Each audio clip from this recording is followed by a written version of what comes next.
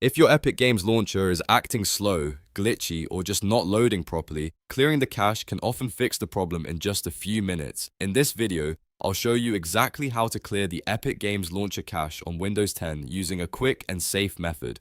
And if this tutorial helps, make sure to hit like and subscribe for more easy tech fixes. First, you need to close the Epic Games Launcher completely. To do that, look in the system tray at the bottom right corner of your screen. Right-click the Epic Games icon and choose Exit. This step is important because the cache files can't always be removed while the launcher is still running. Once the launcher is fully closed, press the Windows key and the R key at the same time to open the Run dialog box. This is a fast way to jump directly to a folder on your computer without digging through menus. In the Run box, type %Local AppData%, all as one word with the %signs, then press Enter or click OK. This will take you straight into your Local AppData folder, where Windows stores data for many apps, including Epic Games Launcher. Now look for the folder called Epic Games Launcher and open it. Inside that folder, open the Saved folder. This is where the launcher keeps several temporary files and cache folders that can sometimes become corrupted or outdated. Once you're inside Saved, look for the cache folders.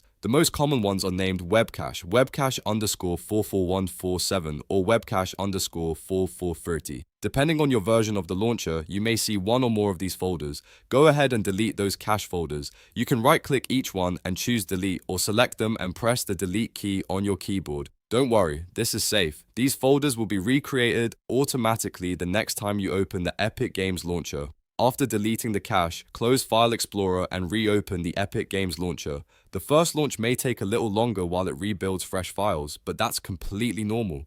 In many cases, this simple reset can fix login issues, download problems, blank screens, update errors, and general performance glitches. So if your launcher has been giving you trouble, this is one of the best first troubleshooting steps to try.